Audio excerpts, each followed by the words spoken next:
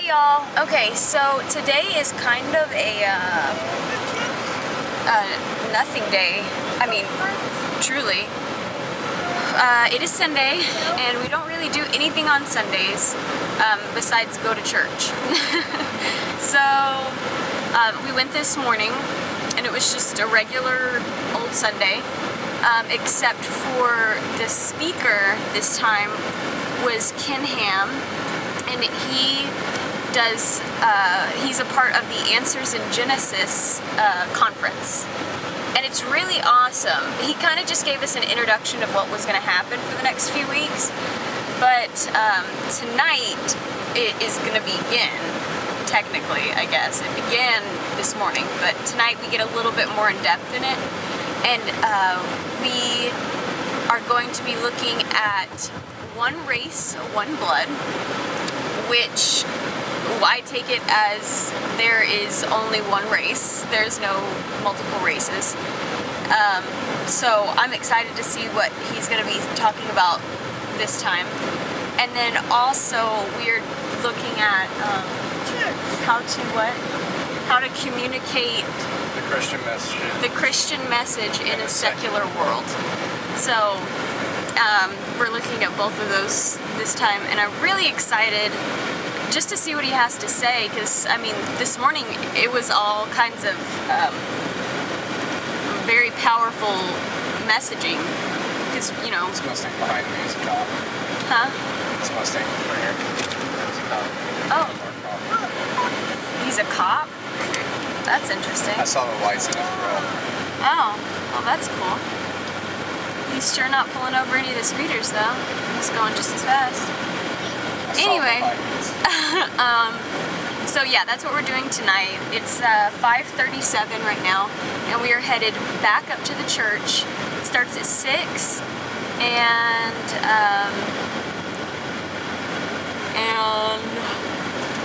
oh boy, and the second one starts at 7, so we're just going to stay for both of them. Ty's going to get to go back to the nursery today and just kind of have fun back in there. Today, I guess they played a puppet show, and he's all kinds of excited telling us about the puppets. So, but yeah, anyway, that's what we're doing. Do you have anything to say? Oh, no. No? Okay. Do you have anything to say? Ty? You want to say anything? Yes. What do you want to say? Puppet show. Puppet show. Like a distance. And Doc McStuffins. That's awesome. So, okay. Anyway, I'm going to go. We actually, on Sundays, after we get home from church, we normally take a nap. And we slept until 5. So I'm still not even half awake right now. I'm really tired. I could have slept for a good another 2 hours. But anyway, that's what we're doing. Hopefully I can get like some snippets of some good pieces that he's talking about. But if not, then this will be the video. So, alright. Bye guys. For one people, you can trace our family tree all the way through history. Back to Adam, back to Eve. We're one blood, we're created in the image of our God. Made to worship, made to love. We're one blood, yeah, fire hammer. Every language is the same when we fly. Let's look back like that. Let's bring the eye. For the slides that I have here, so I'll make some adjustments as we go on and explain them. But the Bible tells us in Genesis chapter 1 that God made the animals and plants after his kind, or after their kind. What does the word kind mean? Because the implication is there, each kind produces its own kind. You know, in the classification system, when we classify animals and plants, we use the system kingdom, phylum, class, order, family, genus, species. I'm sure many of you are familiar with that from school. And see, the evolutionists, the secularists, all mock at Christians by saying, we see evolution happening before our very eyes. Noah couldn't have fitted all the animals on the ark. There were too many animals. Well, how many animals did he need to take? He didn't have to take 2 of each species. It says 2 of each kind. And what we would say is this: in most instances, not all, but most instances, A kind will be more at the family level. For instance, you have the dog kind, and you have different species of dogs, but there's only one kind of dog, and it's called dog. And then you have the cat kind. There's only one kind of cat. In most instances, we would say that the kind talked about in the Bible is more the family level of classification. Some instances it might even be order. In some instances it could be genus, it could even be species, but in the majority of instances it's actually family.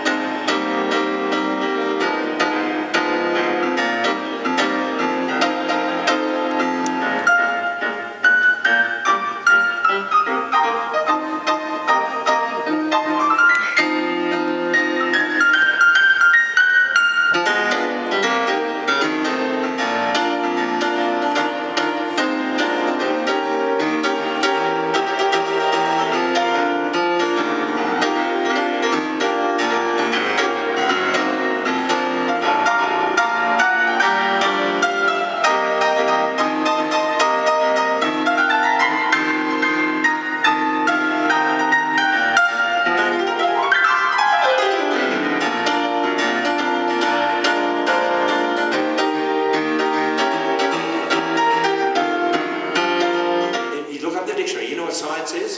It's knowledge. Science means knowledge. Right? So when anyone says science versus the Bible, what do you mean?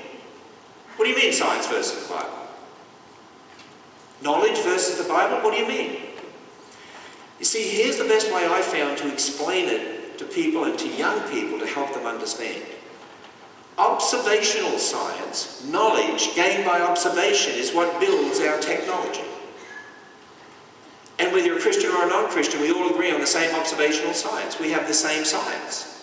Which is why a non-Christian and a Christian can be involved in building technology or putting a rover up on Mars.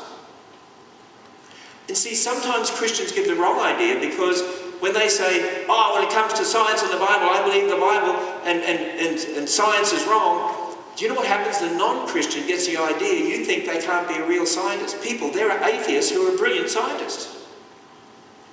And we can applaud their science when it comes to observational science. And we can give them their due. But see, there's another type of science. It's called historical science.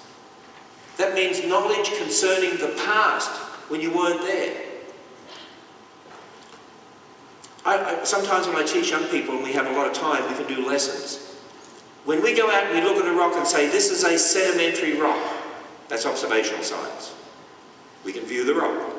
Then if you said it took millions of years for that rock to be laid down, that's historical science. You weren't there, you didn't see that. If I said, I think that rock was formed during Noah's flood, that's historical science. Why? Because I wasn't there. When it comes to radioactive dating methods, uranium-lead. Uranium decays into a form of lead, radioactive decay. We can measure it in a laboratory. We can see it, radioactive decay, observational science. Then when we say, using that, we dated this rock to be millions of years old. Whoa, wait a minute. Do you know what was there to start with? Did you see it happen? Were you following it all the way through? Do you know every change that occurred? Do you know what came in and what came out? That's historical science. And what you've got to learn to do, and what our kids aren't taught in school to do, is to separate out historical and observational science. Once you start to separate it out and teach them how to think correctly, man, what a difference that makes. See, when I talked about genetics before, we talked about what they term natural selection and speciation. That's historical science, because you can observe that happening. But then when they say, therefore over millions of years, one kind of animal changes into another, that's historical science. And if our young people start to understand the difference between historical science and observational science, they would start to recognize what happens in their textbooks is that they mix observational science and historical science together, and they use one word, science. And I find that there are many Christian leaders in America. The problem is This is how they think, because I've talked to them, and they'll say, well, you know, there are scientists that built my computer and my motor car works and I use a television and so on, and when the same scientists talk about millions of years and they call that science, if I don't believe in millions of years, then I'm rejecting technology. No, you can understand. When they're involved in building that technology, observational science, we can applaud and agree and all the rest of it. It's when they talk about the past and origins, that's different. That's historical science. We've got to learn to separate them out. And see, here's the role of observational science, which is sort of what I did tonight in a way.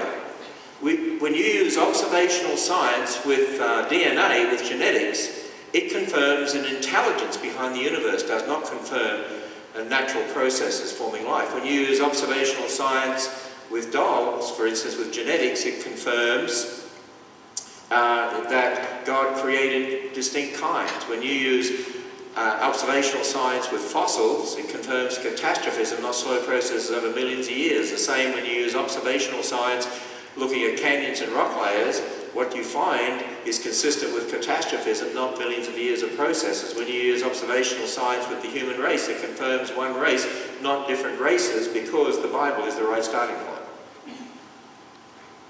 Now, when you start to realize then that we each have a starting point, and the difference between historical observational science, let me show you where the rubber meets the road. And this takes a lot longer to develop, but we'll do it very quickly. I have people who come to me and they say this. I'm witnessing to a friend who says he's not a Christian, he doesn't believe the Bible, and he says, don't give me that Bible stuff, I don't believe the Bible. You give me some evidence for Christianity, but not the Bible, because I don't believe the Bible. And I say, what's the best way to argue with them? What's the best evidence for them, but I'm not to use the Bible? Now let me ask you a question. If you give up the Bible, and you're assuming that you can argue from a neutral position, then you've got a problem. Because once you give up the Bible as your starting point, there is only one other starting point left. What is it? Man's word. They've won the battle. You've already lost the debate.